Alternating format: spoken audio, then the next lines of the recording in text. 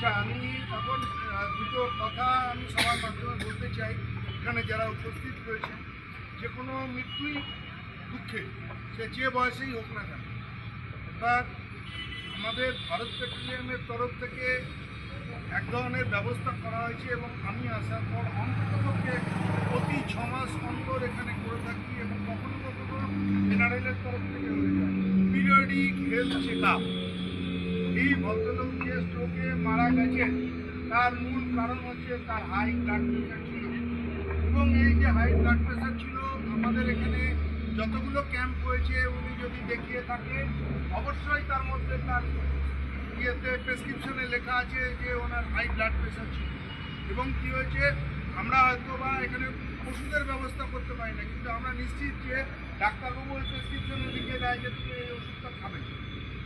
ঠিক একই রকমভাবে আমি এখানে চশমা বিনা পয়সায় দেওয়ার ব্যবস্থা করেছিলাম।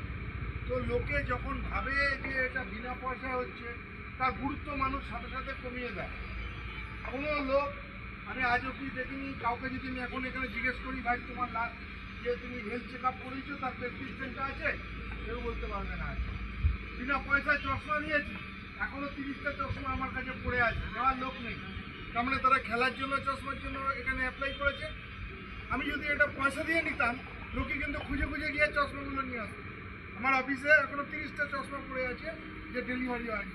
চশমাগুলোর পেছনে আমি 700 টাকা করে খরচা করি, একটা লোকও এখনো চশমা নিতে আসে।